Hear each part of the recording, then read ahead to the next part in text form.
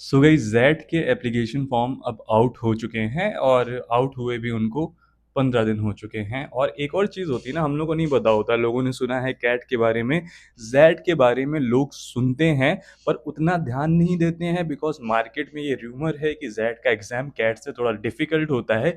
यही रीज़न है कि कैट देने वाले स्टूडेंट का जो काउंट था लास्ट ईयर, वो 3,25,000 था अप्रॉक्स। वहीं पे ज़ेड का जो काउंट रहता है वो कैट से भी आधा रहता है, यानी 40% रहता है अराउंड। तो यानी कि जितने बच्चे कैट देते हैं उसके सिर्फ 40% स्टूडेंट ऐसे होते हैं जो जेड का एग्जाम लिखते हैं, यानी कि कंपटीशन कम है। आज की इस वीडियो में मैं बात करने वाला हूँ जेड की सारी ही डिटेल्स जो नेसेसरी है इस एग्जाम को देने के लिए, प्लस वो कॉलेजेस जो कि जेड के स्कोर को एक्सेप्ट करते हैं, उन कॉलेजेस के ऊपर भी पर्टिकुलर वीडियोज आएंगे। और इस वीडियो में आपको मालूम पड़ेगा कि कितने परसेंटाइल पे आप जेड के वो कौन से कॉलेज हैं जिनको आप टारगेट कर सकते हो। सो हे गाइस, मेरा नाम है शिवेन चौहान और मैं हूं आपका अपना एजुकेशन कंसल्टेंट, जो कि फैक्ट के बेसिस पे आपको हेल्प करता है कि आप अपने लिए बेस्ट कॉलेज डिसाइड कर सको। जेड का एग्जाम यानी कि जेवियर एप्टीट्यूड टेस्ट, देखो आखिरी डेट जो है आपका फॉर्म एप्लीकेशन वगैरह सब कुछ देने की, वो 3 दिसंबर होने वाला है, यानी कि 3 दिसंबर तक अभी एप्लीकेशन लिए जाएंगे। बट एक चीज देखने वाली है, होता क्या है ना, बहुत लोग सोचते हैं कि हम लोग 3 दिसंबर का टाइम है, कैट दे लेते हैं, उसके बाद हम लोग डिसाइड करेंगे। अगर कैट का एग्जाम सही नहीं किया तो फिर जाके हम लोग जेड का फॉर्म फिल कर देंगे। बट ऐसे में होता है कि फॉर्म मिस होता है, हम लोग भूल जाते हैं, डेट मिस होती है, इस चक्कर में हम लोग एप्लीकेशन फॉर्म नहीं फिल कर पाते हैं। तो मैं आपको सजेस्ट करूंगा कि अगर आपके पास टाइम है, आप जाओ एप्लीकेशन फॉर्म फिल करो अपने लैपटॉप से बैठ के। आप सिंपली जेड का एप्लीकेशन फॉर्म फिल कर सकते हो। चार्जेस होने वाले हैं 2300।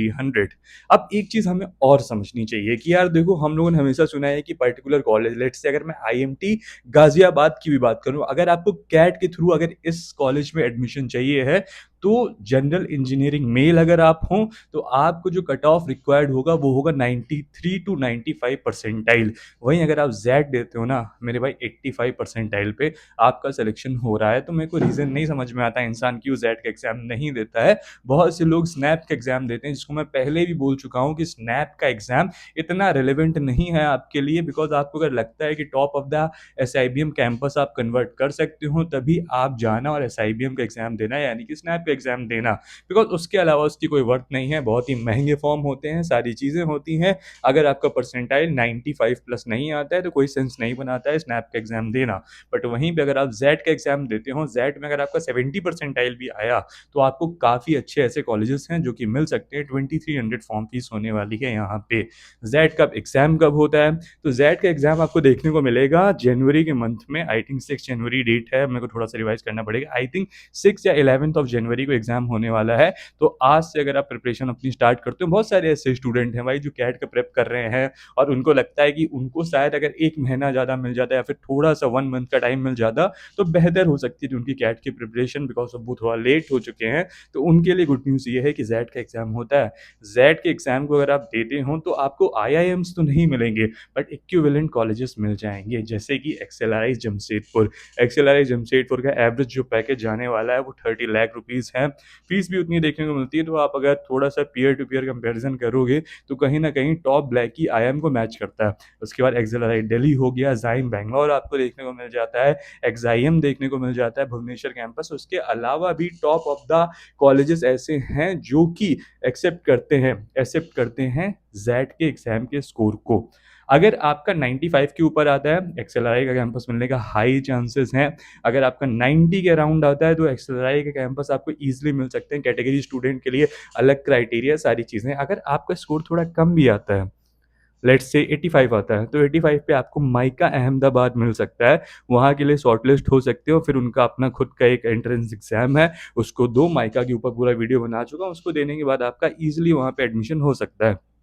अब बात करते हैं, अगर आप सिर्फ और सिर्फ 60 टू 70 परसेंटाइल भी जेड पे ले आते हो तो क्या कॉलेजेस हैं? हाँ मेरे भाई हैं। और ऐसे कॉलेजेस हैं जहाँ पे आरओआई आपको काफ़ी अच्छा देखने को मिलेगा इन कंपैरिजन टू स्नैप। अब स्नैप में क्या होता है भाई कि अगर आपका 60 टू 70 परसेंटाइल है तो एसएसबीएफ देखने को मिलता है, आपको एसआईडीटीएम देखने को मिलता है, बट जो फीस है वो 20 टू 22 लाख रुपीज़ वहाँ पे है। उसके बाद जो एवरेज पैकेज आपको जो मिल रहा है वो 9 टू 10 लाख रुपीज़ का ही मिल रहा है।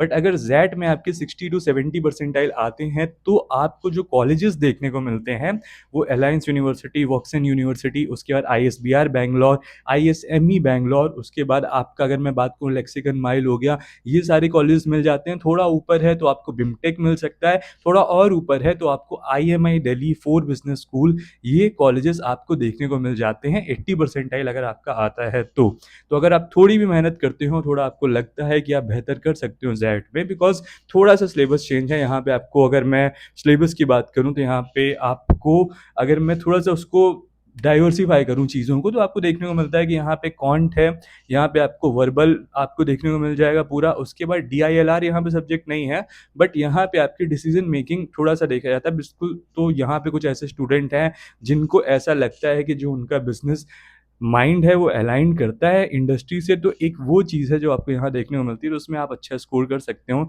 जीके है, जीके यहाँ पे 10 मिनट का होता है, 20 क्वेश्चंस आपके आने वाले हैं, नेगेटिव मार्किंग नहीं होती है, बट फाइनल कट ऑफ में जीके को नहीं लिया जाता है। तो ये थी सारी डिटेल्स अपने जैट एग्ज़ाम के बारे में। इसमें एक और चीज़ है कि आपको 170 के अराउंड 170 सॉरी 3 आवर्स का टाइम मिलता है।